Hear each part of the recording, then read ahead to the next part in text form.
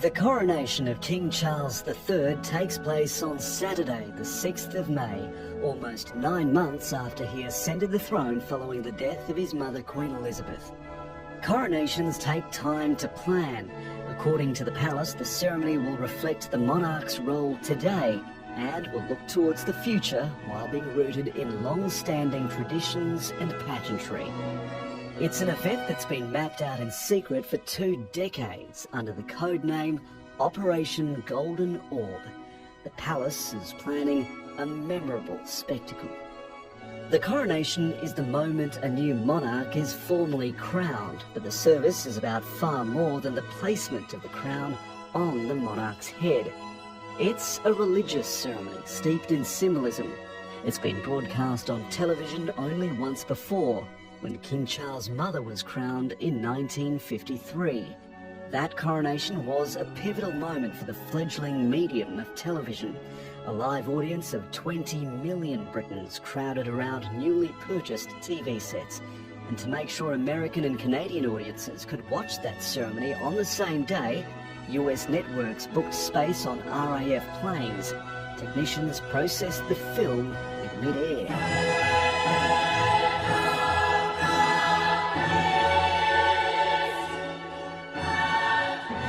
The coronation of King Charles is a significant milestone for the British monarchy. It's the first to take place in the era of social media and digital communications, drawing the attention of many millions around the world.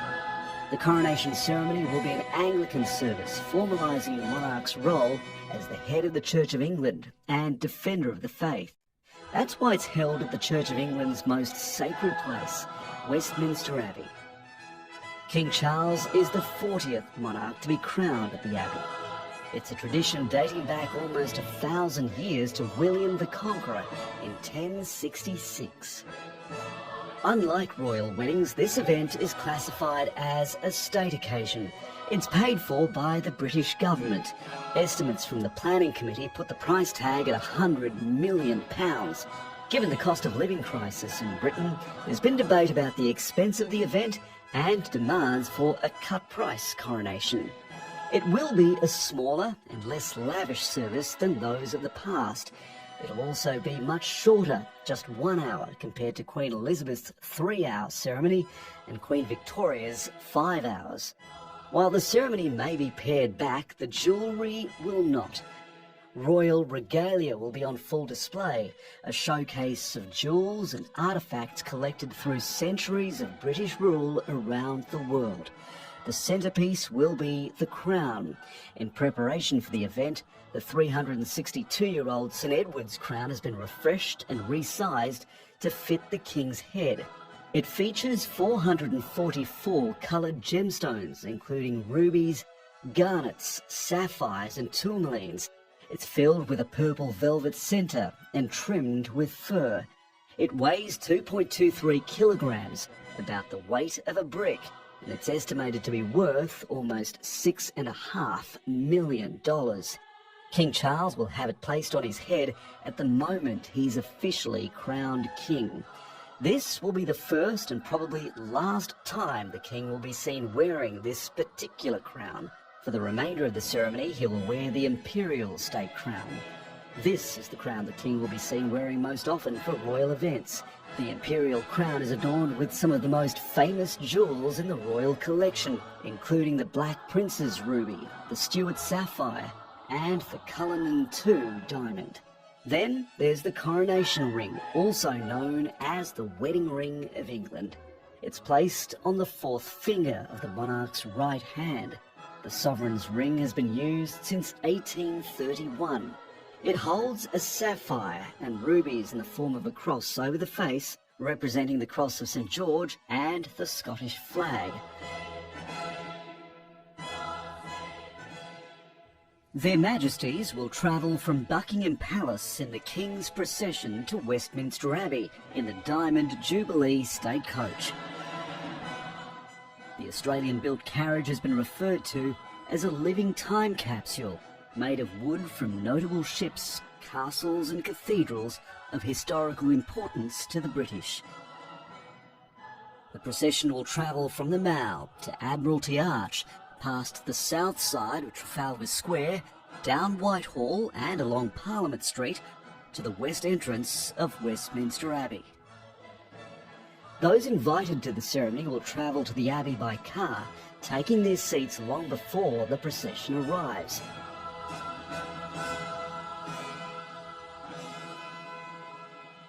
The King and Queen Consort enter Westminster Abbey through the royal entrance, where they're met by the Earl Marshal, great officers of state and Archbishops of Canterbury and York. The royal regalia, the crown, orb, sceptres, ring and sword, are escorted into the Abbey by appointed peers, and they're laid on the altar. The service itself will begin at 11 o'clock. It has 6 distinct parts that have barely changed in the past 1,000 years. First is the recognition, in which people acclaim their new sovereign. King Charles is led in procession through the west door of the Abbey, through the nave and choir, and to the chair of estate near the altar. He's wearing the coronation robes, the crimson surcoat and the robe of state. He'll break with tradition by doing without the customary breeches and silk stockings, instead wearing his military uniform, denoting his rank of Admiral of the Fleets. Members of the royal family will watch from the royal gallery as the King is presented to those gathered in the Abbey by the Archbishop of Canterbury. The congregation declares, "God save the King," as trumpets sound.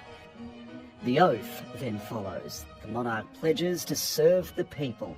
The sovereign swears to uphold the law and the Church of England. The next stage is the anointing, the most sacred moment in the ceremony. To symbolise the stripping of earthly vanity, the monarch is divested of all symbols of status, including the robe of state. He dons the colobium sindonis, an austere white garment without detail or lace, to symbolise standing bare before God. He then sits in the coronation chair, a wooden armchair commissioned in 1296 by King Edward. It's been used in the coronation of every British monarch since. Using the coronation spoon, the oldest surviving item in the crown jewels, the Archbishop anoints the King's hands, chest and head with holy oil. The King has requested his coronation oil be vegan, replacing the traditional civet and ambergris, which are derived from animals. Instead, it'll be made of olive oil, grown, pressed and consecrated in Jerusalem. The oil is kept in a solid gold flask called an ampulla, shaped like an eagle. After this is the investiture. The King will be presented with the symbols of sovereignty. These include the super tunica, a flowing coat of gold silk, the stole royal, a long, narrow scarf-like garment embroidered with gold and silver threads, and finally the imperial mantle on top. The King is then passed the regalia, the royal orb representing religious and moral authority, the sceptre with cross representing temporal power as head of state. It's topped with the first Star of Africa, the largest colourless cut diamond in the world. He'll also be handed the sceptre with dove, a rod of gold topped with a white enamelled dove, a symbol of justice and mercy, representing the sovereign's spiritual role. To complete the ensemble, the King is then given a pair of golden spurs and armills, a type of bracelet. Then the crowning. This is the moment the Archbishop places the St Edward's crown onto the head of the King. The Abbey will echo with cries of "God save the King." This is a signal for trumpets to sound from Westminster. Bells toll across the United Kingdom, and a 62-gun salute is fired from the Tower of London. The 62 guns represent 21 guns fired to mark a royal occasion, 20 guns for the Tower as a royal palace, and 21 guns for the City of London. Now, the final steps, the enthronement and homage. The King will leave the coronation chair and ascend the stairs to the throne, carrying the sword of state.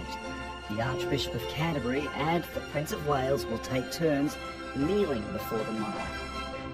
They'll swear an oath of allegiance, touch the crown, and kiss the King's right hand. After the king is crowned, the queen consort has her own coronation ceremony. This is a little simpler.